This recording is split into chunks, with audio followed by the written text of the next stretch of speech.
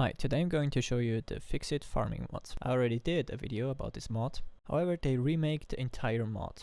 Important to say is that this is a private beta version. The official launch of the mod is on 8th of February at 6 PM GMT. They give out the private beta version to some content creators like me and to their patrons. The link to their Patreon, as well as the link to their own Discord, is in the video description. Since this is still a beta, some animations are missing and some issues still can appear. These issues, however, should be fixed until the release. As soon as it's released, it can be found as normal in the Satisfactory mod loader. Let's start with the new scanner option, Jar of Dirt. You can find these nodes relatively well hidden across the map and can be extracted as normal with a miner. Let's move on with the seed extractor, which is made of 20 modular frames, 18 rotors and 25 cables, and use up to 20 megawatts of power, in which the jar of dirt now can be produced into different types of seeds. There is an apple version, banana, wheat, potato, mycelia, flower, carrot, pumpkin, cotton, corn, and a yossi berry one. Up next we have the Composter, which costs 12 modular frames,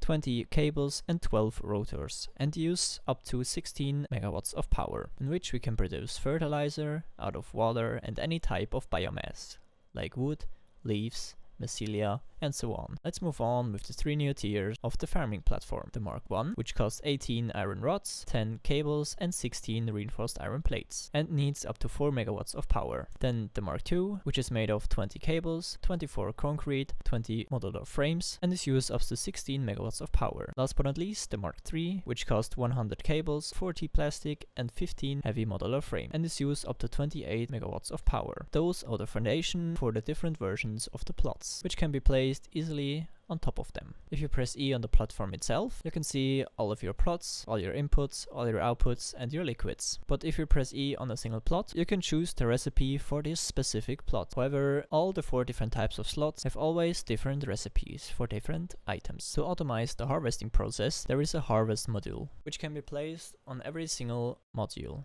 As soon as it is ready, it will be harvested automatically. Up next we have the Irrigation Module, which can be placed on the farming platform Mark 2 and 3. There are 3 different types of recipes. The normal one with water, and one with fertilizer. If you choose one with water or with fertilizer, it proceeds much faster. Last but not least, the Greenhouse Module, which can be placed only on crop plots, flower plots and mycelia plots. Of course, not on the tree plots. Once placed, the crop underneath will be produced 150% faster. On those plots you can produce flower petals and mycelia from the original game, and additional wheat, pumpkin, cotton, carrot, corn, potato, apple, banana and yossi berries. These items, however, also can be proceed further, namely in the cooking hub, which costs 20 steel beams, 20 cables and 12 industrial steel beams, and use up to 28 megawatts of power, in which you can produce bread out of wheat and water, Doggo chow out of yossi berries and water, yossi muffins out of wheat, water and yossi berries, banana bread out of wheat, water and banana, berry pie out of wheat and yossi berries, pumpkin pie out of wheat and pumpkin, banana pie out of wheat and bananas, and last but not least, apple pie out of wheat and apples. Up next we have the Doggo Cage. With this you can catch and transport the doggos way more easier. Simply right click to let him free and right click again to catch him again. The Doggo Cage can be crafted